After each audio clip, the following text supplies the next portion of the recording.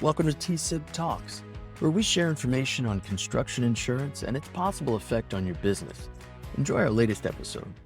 John, welcome back to the podcast. Glad to have you on for another episode. Thanks for having me back. Can you give us a quick reintroduction and a little background on your role? Sure. My name is John Chapman. I'm Vice President with TSIB. Been here roughly 15 years, career in construction, and I run their group for property and casualty, surety, RAPs, both OSIPs and CSIPs, and we have a consulting business as well for minority, MBE, WBE, contractual obligations, and operational consulting as well. Awesome. Thanks, John. So let's jump right into things here. One of the first things that brokers usually want to understand is whether a RAP is even appropriate for the opportunity in front of them. So with that in mind, what's a typical project size for a RAP program? Well, typical is a tough word for a RAP because you have a GL-only RAP, which is general liability only, and you're not doing the workers' comp, and that can be much smaller. You could go as low as $50 million for like a small residential project. And if you're going to do what might be considered a traditional RAP, which has workers' comp included in it and a high excess limit, probably $150 million would be the lowest you could do it to pencil out. And then you could do it. Obviously, we have some we just did one proposal for over $4 billion. So there's really no limit to the upside. But on the downside, to make them pencil, it'd probably be $150 million. So does one program fit all projects, or are there multiple options? There are multiple options. There is the GL only for general liability, and then the two-line option. You can do them, for construction, obviously, and you can set them up for any other situation that you would want a controlled insurance program that is going to insure everybody on that particular project. So there's a number of different options for them, but primarily they're set up for a project-specific placement, either just insuring the GL or insuring everything on the project. And does our broker partner need to have previous experience with wrap-ups or OSIPs and CSIPs to partner with TSIB? No, just to the contrary. A lot of our partners don't have any RAP experience, which is why they reach out to us. They have a client that fits the criteria for a wrap-up. They don't want them going to another broker to have it placed, so they'll come to us, and then we partner with them as a team. And, they can participate if they have some of the skills in-house, or we can do the whole thing either way. And we have a fee split regardless of how much we do or they do. We figure that out. And can we broker the program without having carrier relationships? Well, we have plenty of carrier relationships. So again, that's part of the problem with some of our co-broker partners is they may have a relationship at various carriers, but they don't have a relationship with an underwriter in these type of products. So one of the things that we bring to the table is even if they are going to market the program, they'll need introductions from us and they'll need us to help them put submissions together and things like that. So they don't have to have the relationships. That's part of our package is to share that with them. Nice. So how does this co-broker program benefit the broker partner? Well, again, one of the big ones is that their client doesn't have to go somewhere else to get an insurance product. As a broker, I know I don't, and I'm sure none of them like to have their clients going to other brokers to get serviced. So the big thing that we tell them is they keep it in-house. The other reason it's good for them, obviously, is there's enhanced fees for them. And honestly, we try to educate them to the point where they can start doing these things, on their own. So it adds a whole nother line of business to their offerings. So there's a tremendous amount of benefit to a co-broker partner to get involved in these programs with us. So then what type of tools does TSIB provide to help sell the program to the client? Well, depending on how much the client wants us to be involved with their client, we can start out with a feasibility study, a financial feasibility study, which kind of explains what the program is going to look like, what the cost of the insurance would be for them to do it on a traditional basis, and what it would be for a RAP, and show them those potential savings.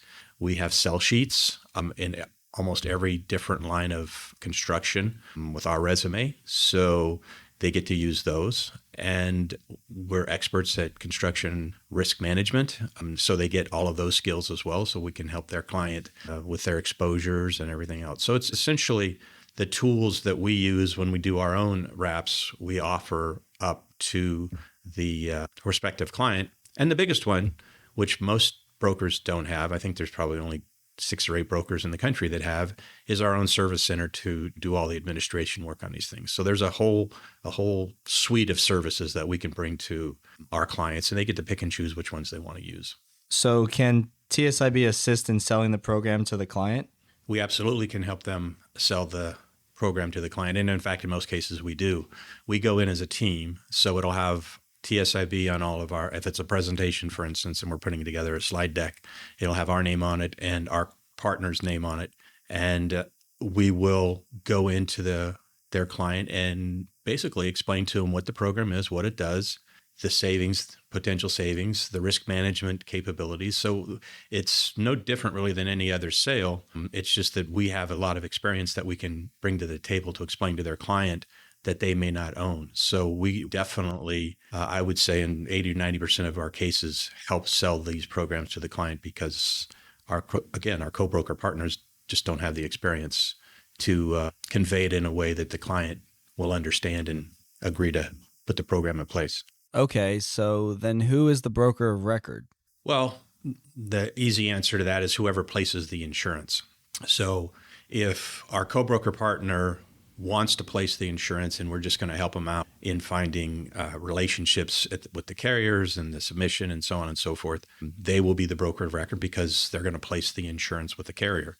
If in some of our cases they don't even want to do that, then we would be the broker of record. It's just typically whoever is putting the submission into the individual carriers to place would be the broker of record. Got it. That makes sense. So now, how is compensation structured and fully disclosed between TSIB and the broker partner? Well, we have a contract or an agreement that we put in place that outlines all the services that we're going to perform for our co-broker partner, because the co-broker partner still maintains all of the, I shouldn't say all, but most of the connection to the client. So we have a contract with the co-broker partner, not the client, to perform all the services. And depending on which services they want us to do, from marketing to admin to anything else, we would come up with a fee structure and a fee split with that co-broker partner. So, and like I said, even if they don't choose to do really any of the work on it, but they brought the client to the table, they would still obviously get a nice cut of the overall fee. These programs aren't commission-based, they're fee structured. So when we sell them to the client, it's a negotiated flat fee for all of the services between the placing of the program with the carrier and the administrative piece. And sometimes it could be a claims piece attached to it as well, or it could be a safety piece attached to it as well. We have all of those things in-house. It just depends on what services our co-broker partner wants us to bring to the table. And then we'll figure out what the overall price to the client will be. And then we put in the contract how much our fee is going to be of that total overall fee to the client. Hopefully that makes sense. No, it definitely does make sense. So how do you define the division of responsibilities? Well, it's in a conversation with our co-broker client as to what we believe is the total package that needs to take place for one of these programs to be in place. And they'll come forth with what they think they have in-house that they can do of those services and the things that they want our help with. And I don't want to come across as saying that everything that we do, we charge for, because we don't. We have a lot of situations where they don't have the relationships with the carriers. They may not know enough about, the exposures on some of these construction projects for pre-construction. And we'll help them with that. We'll make the introductions if they have, because they'll have the marketing skills to actually market something. They just don't have in this specific product line. So we will help them with all of that stuff. And we don't typically charge for that because we have an in-house administrative service as well. And we will make our fees based on the administration piece of it. And they make their fee on the placement of it. That's not an untypical arrangement for us. It just depends when we get in the beginning and discuss all the things that needs to be done, whether they feel comfortable with those services or not. Even with our help, they still need to feel comfortable that they can, complete the functions, if you will. Okay, and will TSIB interface directly with our client? Again, brokers are always leery about introducing anybody to their clients, and we will be introduced if they want us to be introduced. And I would say in 90 to 95% of the cases, we are introduced to the client with them as a team because we're using, in a lot of cases, our resume and our experience. And it's pretty hard for them to take that directly to the client like it's theirs when, it's pretty obvious that they haven't done over 1,000 of these things, which shows up in some of our marketing material. So we generally are actively encouraged to be introduced to as a team. And there have been some where we were behind the scenes the whole time, and we never interfaced with the client, and that's fine too. Whatever they want to do and however they want to handle it, we'll make it work. So then how is communication managed with the owner and the GC then? Well, the owner of the project generally does all of the communication from a contract standpoint and what's going to happen. When it comes to the insurance piece, they will allow us to do some training directly with the contractor. And since we, most of us have contracting experience, this is a much easier conversation for us to have than it is our co-brokers. They typically let us take the lead on those things, but it would be pre-construction, getting to know what the exposures are on this particular project. If we're going to provide some safety, overseeing their site safety specific plan, all of those things, the owner would allow us to talk directly to the GC and actually, because sometimes they don't want to talk to us, actually instruct the general contractor to cooperate with the team so we could get the best, insurance placement possible for the project. So we do a fair amount, mostly in the beginning, in talking to the GC, and that's to get, like I said before, the exposures and who's going to handle the gate to make sure that people are getting on site, have been enrolled in all of those. I don't want to get too far in the weeds, but we have a fair amount of conversations early on that the owners allowed us to talk to the GC, and that's to set the program up properly from the beginning. Now, is TSIB competing with the broker partner or? No, I wouldn't say we're competing. Like I think I've stated, everything is team focused, and we don't ever want to have a situation where the client is thinking that we're competing for their. It is not our business. It's our co-broker's business, and we work for them, and the agreement is with them. So not too many situations where you have a contract with somebody and you end up trying to compete with them. I'm there to provide the services that we say we're going to provide and make them look good with their clients and hopefully retain them which is typically what happens. We've done multiple projects with our co-broker partners once they get through the first one, because it's not only profitable, but it makes them look very good to their clients. And that's something that we respect a great deal. Okay. So who would handle the enrollment and day-to-day program administration? Well, our service center would handle the day-to-day enrollment. I think I mentioned earlier in our conversations with the general contractor before the project starts, all contractors of all tiers need to go through some type of a quote-unquote gate to get into the project, and we will work with them to make sure that everybody that comes on site has been properly enrolled into the program, because that's one of the triggers for insurance coverage is they have to be enrolled. So we don't want anybody on site that hasn't enrolled into the program, because there could be a potential lack of coverage for whatever claim they might bring forth. So the administrative piece is clearly handled by our service center, but there's a shared responsibility of us getting them real-time data of all the people that are enrolled, and the contractor making sure that they're checking that real-time data before they let people on site.